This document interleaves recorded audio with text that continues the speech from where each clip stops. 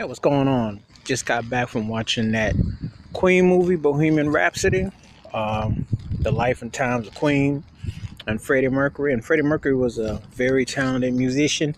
It's a very touching story about a man who was going through his own issues sexually and culturally, and it was very gripping. And despite what critics said and stuff, and they never did get Queen right about their music because they really were very talented musicians, and they still are. I mean, some of the best musicianship that comes from Britain, one of the greatest British acts ever, one of the greatest acts ever, period. And then you get the musical versatility of Freddie Mercury, who pretty much could capture all kinds of sort of styles. I mean, you hear him on "We Will Rock You" and "We Are the Champions," which are hallmarks, but then you get Bohemian Rhapsody, which is like a classical operatic Andrew Lloyd Webber type of song. Then you get a crazy thing called "Love," which is like 50s jitterbug rock. Then you get "To Love Someone to Love," which is a heartfelt ballad. And then you get another one, "Bites the Dust," which is funky, chic bass groove, but just showed the versatility and the complexity of those notes and those harmonies. And really and truly, there really wasn't anyone else like them. I mean, they had their own whimsical flavor. They really were a distinctive, distinctive band. And Freddie Mercury was truly something as an artist. So it was a very touching, captivating film.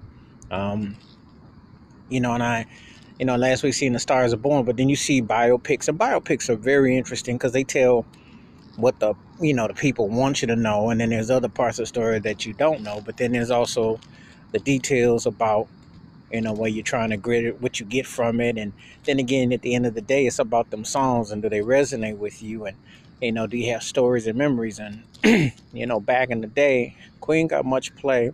They were respected. They had, like I said, one of the most versatile acts that I heard growing up back in the day. Because I remember, you hear "Crazy Little Thing Called Love" on one thing, and you turn on another one, "Bites the Dust." And then to this day, "We Will Rock You" and "We Are the Champions." So, they got catalog money tracks, the kind of material that is timeless. They got songs and memories, and, taking you back to that Live Aid performance.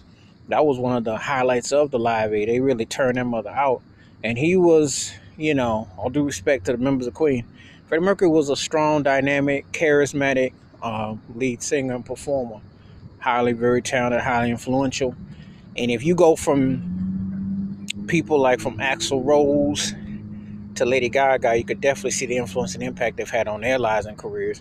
Michael Jackson gave a strong nod to Queen as well. And remember, the original version of State of Shock, until the Sony CBS Records powered at B1 to sell Mick Jagger as a solo artist, originally was going to be Michael Jackson and Freddie Mercury singing a duet together until they gave it to Mick Jagger. So they cut 3 tracks together. Michael Jackson was a huge Queen fan. And I tell anybody out there, Michael Jackson co-signed your musicality.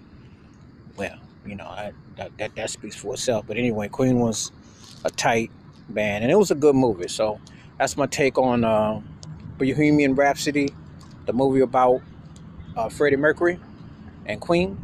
Feel free to leave them comments. Peace.